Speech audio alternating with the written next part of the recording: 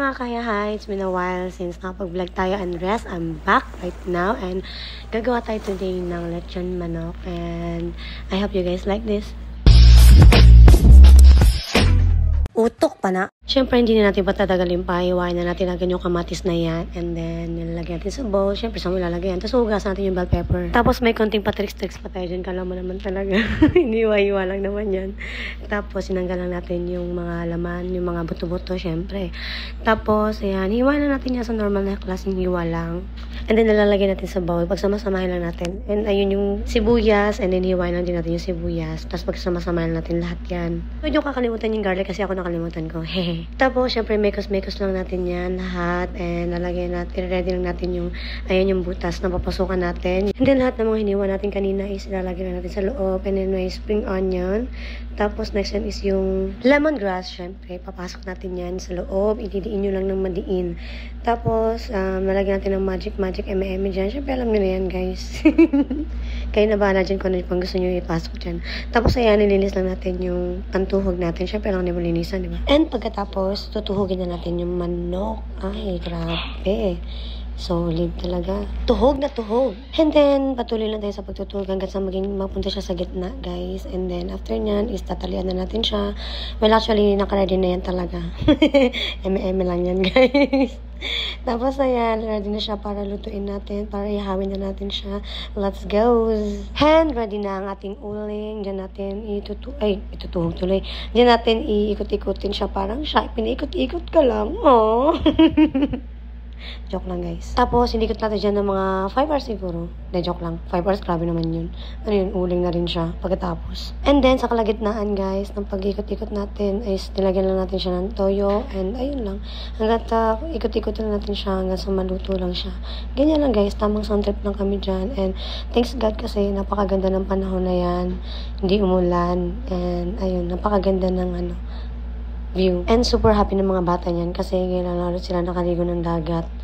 And nga pala, guys, sa Lupon nga pala yan. Davao Oriental. And ayan, tamang ikot-ikot lang tayo ng paulit-ulit. Parang siya, pinaikot-ikot ka lang ng paulit-ulit. Tapos yun, nakikita na natin na papaka-juicy-juicy na siya. And ayan, tinusok-tusok lang natin siya para makahinga siya kasi nasusuffocate na siya. Eme lang. Ayan, tuntuan na ako dyan kasi naramdaman ko na malapit na siyang maluto. And meron tayong improvise dito na payong. Sobrang init kaya yan, guys. Grabe, sunog-sunog nga ako yan. Grabe, sunburn namin dyan eh. Tapos, ayan, hinihintay lang natin na mas maging juicy pa, tsaka mas masunog pa.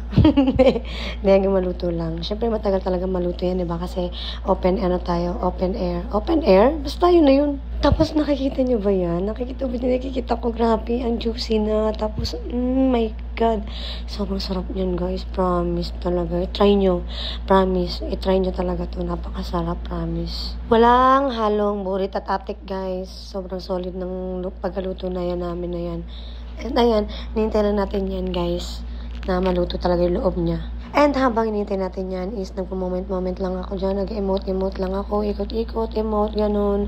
Mga nagre-reminisce ka ng mga bagay-bagay sa buhay. Yung kahit syempre ang dami natin problema sa buhay, guys, is daan natin sa sa pagiging masaya lang. Kasi wala ganun lang. Sa best lang tayo mabuhay sa mundo. Di ba natin susulitin, di ba? And kahit anong problema dumating sa buhay natin, guys, laban lang tayo palagi. Sarap-sarap mabuhay.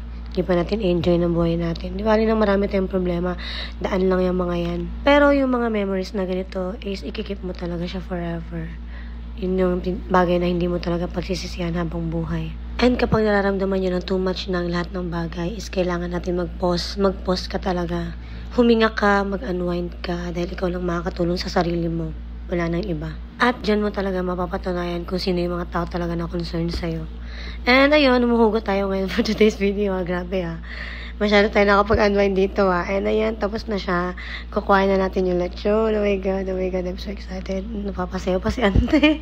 And ayan, guys. And ilalagay na natin siya. Tatanggalin na natin yung mga wire-wire na nilagay natin dyan. Napapasayo talaga si Ante. So, proud ko dyan kasi sobrang sarap talaga yun, guys. Legit talaga, wala halong atik burit talaga, promise. Sobrang juicy. Tapos, yung lasa talaga niya is, sinasabi ko sa inyo, nagigigil ako sa inyo. Subukan nyo talaga to. Just, doon sabihin sa akin kung di talaga ako ako nagsasabi ng totoo. Ay, grabe talaga. Tapos, ayan, naamoy-amoy pa namin yan. Oh my God, excited ako. Para ako nagbubukas ng regalo. Ganun yung pakiramdam.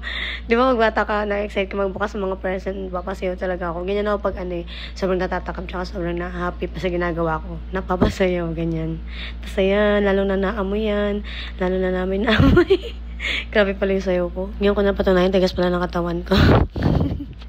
Tapos ayan, grabe guys. As in, pag-open mo niyan, nako talaga, malingaso talaga yung amoy niya. Tapos pag unang kagat, unang tikim ko dyan, grabe talaga. As in, ay... Yan o, nako talaga. Sinasabi ko, nagigigil ako. Sarap manapak talaga eh. Tapos nilantakan na namin agad yan, guys. Atak na agad yan. Siyempre, di na kailangan patagalin pa.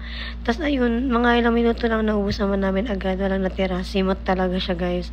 And you should try this, guys. Promise. Hindi kayo magsisisi. Ganun lang naman. Sobrang dali lang naman, diba?